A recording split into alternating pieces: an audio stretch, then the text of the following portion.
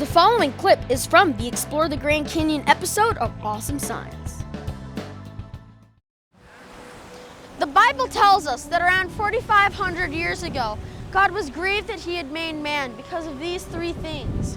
He was bent toward violence, evil intent, and was wicked at heart.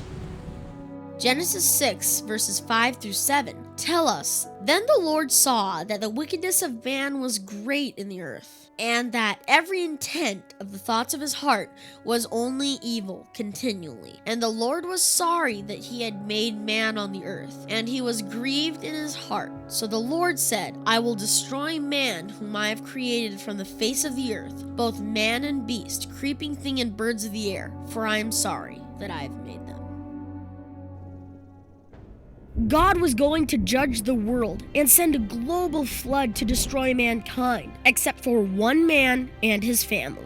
The Bible tells us that Noah found favor with God because he was a righteous man. He told Noah to build an ark and fill it with 2 of every land-dwelling, air-breathing animal, including the dinosaurs, and 7 of every bird and clean animal. Once on the ark, the flood came 7 days later, and with a vengeance. The fountains of the great deep burst forth, which included water and volcanic activity. It rained for 40 days and nights. The ark rose above on the waters, and the floodwaters were sustained for 150 days. Water rose at least 20 feet above the highest mountains during the flood. At the end of those days, the waters began to recede, which took about 5 months, then another 2 months of drying time. The earth went through a catastrophe like it had never seen before. All life was destroyed beneath those waters. While the water covered the entire earth, continents moved under the oceans. Giant water currents carried silt and mud across the globe. Billions of creatures beneath the waters perished. They were rapidly buried by sediment and fossilized.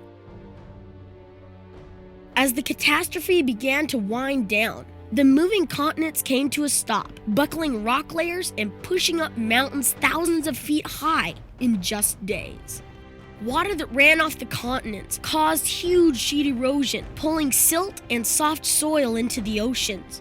The volume became less and began to channelize, forming canyons and some valleys.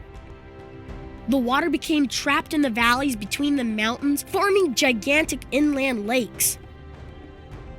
The post-flood Earth was drastically different from before the flood. Mankind, except for Noah and his family, were wiped out. It was God's judgment upon the earth for sin and rebellion.